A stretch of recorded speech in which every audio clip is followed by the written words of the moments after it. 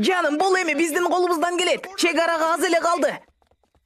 Мен болду чуркай албайм. Бир да кадам баса албайм. Бөбөгүбүз азыр төрөлөт. Жок, бокту жебе. Эгер биз чек арадан өтпөсөк, бөбөк Америкада төрөлбөй калат. Анан ал эч качан президент боло албайт. Макул, ал президент болот дейли. А эгер кыз болуп төрөсөчү? Каяктагы аялдардын болбогон сөзүн сүйлөй бербечи, бегимай. Менин уулум Америка Кошмо Штаттарында төрөлөт. Жана ал президент болот. Ал алгачкы иш күнүндө Канадага согуш ачат. Анткени алардын GPS навигатору такыр жакшы иштебейт. Сигейин. Сураныч, белгилер менен жүрүңүз. А эгер адашып кетсеңиз, бугулардын артынан ээрчиңиз. Алар ар дайым жакшы жерге барышат. Мен түшүндүм.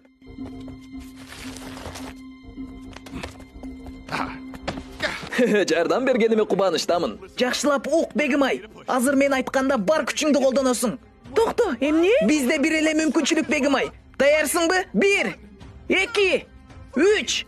Ыйын!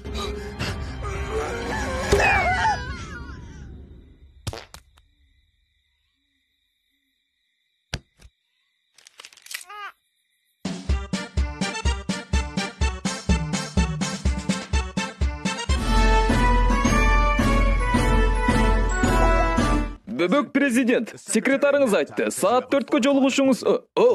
Мен кечирим сурайм. Анда мен сиз колуңузду соруп бүткөндөн кийин кирейин. Бүркүт кыйыктанып жатат. Кайталаймын. Бүркүт кыйыктанып жатат.